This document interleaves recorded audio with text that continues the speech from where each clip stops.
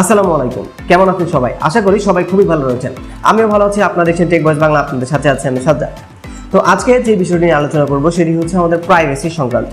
তো প্রাইভেসি কিন্তু অনেক বড় একটা বিষয় হয়ে গিয়েছে এখনকার যুগে। আমাদের দিন দিন যেই টেকনোলজিগুলো ডেভেলপ হচ্ছে বা প্রযুক্তিগত যে উন্নয়ন ঘটছে, তার ফলে কিন্তু আমরা স্মার্ট হয়ে যাচ্ছি দিনে দিনে, আমাদের কাজগুলো সহজ হয়ে যাচ্ছে এবং আমাদের নিরাপত্তাটাও কিন্তু সেইভাবেই হ্যাম্পার হচ্ছে বা ক্ষতিগ্রস্ত হচ্ছে। তো এই বিষয়ে কিন্তু আমাদেরকে অবশ্যই সতর্ক থাকতে হবে। বিশেষ করে আমাদের স্মার্টফোনের যে ক্যামেরা রয়েছে, এটি কিন্তু চাইলে থার্ড পার্টি কেউ আমাদের অবহেলার সুযোগ নিয়ে কিন্তু ব্যবহার করে ফেলতে পারে। তো এই বিষয়টির দিকে কিন্তু আমাদেরকে লক্ষ্য রাখতে হবে। তো আজকে সেটি জানাবো যে আমরা আমাদের ক্যামেরাকে কীভাবে প্রোটেক্ট করে রাখতে পারি যাতে থার্ড পার্টি কেউ আমাদের ক্যামেরার অ্যাক্সেস না নিতে পারে। এবং এখানে প্রাইভেসি সংক্রান্ত আরও কিছু তথ্য আমি দিব, তো ভিডিওটি দেখতে থাকুন। আজকে সম্পূর্ণ ভিডিওটি দেখবেন, তাহলে সব কিছু বুঝতে পারবেন। তো প্রথমেই প্রাইভেসি সংক্রান্ত যে বিষয়টি আমাদের মাথায় আসে যে হ্যাকিং। হ্যাঁ, আসলে আমাদের ক্যামেরা হ্যাকিংয়ের মাধ্যমেও কিন্তু নিয়ন্ত্রণে নেওয়া সম্ভব এবং হ্যাকিংয়ের মাধ্যমে আমাদের ফোনটাকেই সম্পূর্ণ নিয়ন্ত্রণে নেওয়া সম্ভব।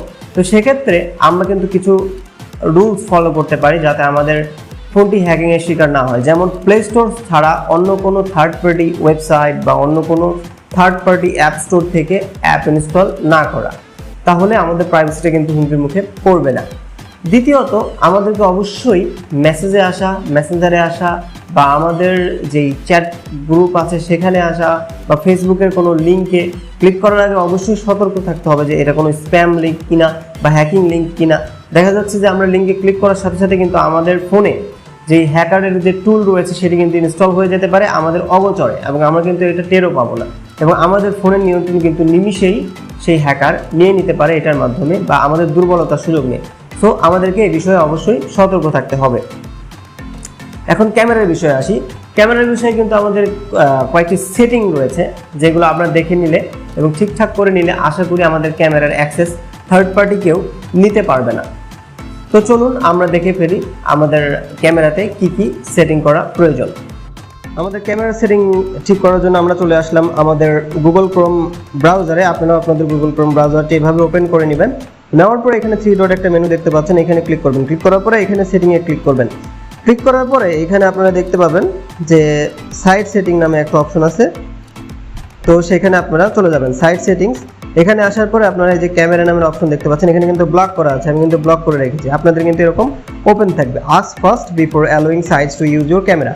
এখন আমাদেরকে প্রশ্ন করা হচ্ছে যে আমাদের যে কোনো সাইট ক্যামেরা ব্যবহার করতে পারবে কিনা। এখন আমরা কিন্তু অনেকে এটা খেয়ালই করি না যে আমরা কিসের পারমিশনটা দিচ্ছি, ইয়েস নো কিসে করছি এটা খেয়ালই করি না। সো আমরা কিন্তু ইয়েস করে চলে যাই। তো এটা কিন্তু প্রাইভেসির জন্য বড় ধরনের একটা হুমকি হতে পারে। তো সেজন্য আপনি এই যে এটা অফ করে দিবেন, তাহলে এখানে ব্লক লেখাটা চলে আসবে এবং এই কাজটা আপনারা এই ক্রোম ব্রাউজারে করে দিবেন। এখানে কাজ শেষ। এরপর আপনি চলে আসবেন আপনার সেটিংয়ে আসার পরে এখানে আপনি দেখতে পারবেন যে এখানে প্রাইভেসি নামে অপশন আছে। এখানে প্রাইভেসি নামে অপশন আপনি খুঁজে পাবেন। পাওয়ার পরে এখানে আপনি অ্যাপস পারমিশনস নামে একটা অপশন পাবেন। সব ফোনে যে একরকম হবে তা না, তবে সব ফোনে এই অপশনটা থাকবেই, এটা হচ্ছে শিওর দিয়ে বলতে পারি, আমি একদম নিশ্চিত। এখানে যে ক্যামেরার অপশনটি রয়েছে, ক্যামেরা অ্যাপসটি রয়েছে, এখানে ক্লিক করবেন। ক্লিক করার পরে দেখেন কোন অ্যাপগুলো আপনার কাছে ক্যামেরার পারমিশন চাচ্ছে সেই অ্যাপগুলো দেখতে পাবেন আপনি এখানে, এবং যেগুলো আপনার মনে হয় যে না এগুলোতে ক্যামেরা ইউজ করার কোনো প্রয়োজনই নাই, তো সেগুলোকে আপনি অফ করে রাখবেন, যেহেতু সেগুলোর দরকারই নাই ক্যামেরা ইউজ করার, তাই না? তো আপনি দেখেন এখানে এই যে আলাপ আমার কাছে যাচ্ছে, আমি এটা ব্লক করে রাখতে পারি, ঠিক আছে। তারপরে এখানে হচ্ছে ফেসবুকের তো দরকার নেই, ফেসবুক আমার ক্যামেরা দিয়ে কি করবো, এইজেরও দরকার নেই, এইজ বন্ধ করে দিলাম, ঠিক আছে। তো এইভাবে আপনারা কিন্তু আপনাদের অ্যাপগুলোকে সেটিং করে নেবেন। তো এই সেটিংগুলো করে নিলে মোটামুটি আশা করি যে আপনাদের ক্যামেরার যে প্রাইভেসি রয়েছে সেটা অনেকটাই কিন্তু স্ট্রং হয়ে যাবে এবং আপনারা কিন্তু বেশ ভালো একটা প্রাইভেসি এখান থেকে পাবেন। তো এই ছিল মূলত আমাদের ক্যামেরার সেটিং। এই সেটিংগুলো করে নিলে আশা করি আমাদের ক্যামেরার অ্যাক্সেস থার্ড পার্টি কেউ নিতে পারবে না এবং আমরা সবসময় আমাদের প্রাইভেসি সংক্রান্ত যেই কার্যকলাপগুলো রয়েছে সেগুলোতে কিন্তু আমরা সতর্ক থাকবো। কাকে কি পারমিশন দিচ্ছি না দিচ্ছি এই বিষয়ে কিন্তু সতর্ক থাকবো। একটা অ্যাপ ইনস্টল করার আগে কিন্তু অবশ্যই দেখে নিব যে সে আমাদের কাছে আমাদের ডিভাইসের কোন কোন অংশগুলো বা কোন কোন যন্ত্রগুলো ব্যবহার করতে চাইছে, মাইক্রোফোন, ক্যামেরা, এরকম আরও অনেক কিছু আছে যেগুলো তারা ইউজ করতে চাইবে। তো আমাদের কাছে যেটা মনে হবে যে না, এটা আমার নিরাপত্তার জন্য হুমকি স্বরূপ হইতে পারে এবং অ্যাপ ডেভেলপারকে যদি আপনি সেভাবে ট্রাস্ট না করেন তাহলে সেটার অনুমতি কিন্তু আপনি দিবেন না, তাহলে কিন্তু আপনি সুরক্ষিত থাকবেন। এবং যে কোনো ধরনের লিঙ্কে ক্লিক করার আগে অবশ্যই সতর্ক থাকবেন, বিশেষ করে মেসেজে আসা লিঙ্ক, এই ধরনের লিঙ্কগুলো থেকে খুবই সতর্ক থাকবেন যাতে আপনাদের ফোনটি কখনো হ্যাকিংয়ের শিকার না হয়।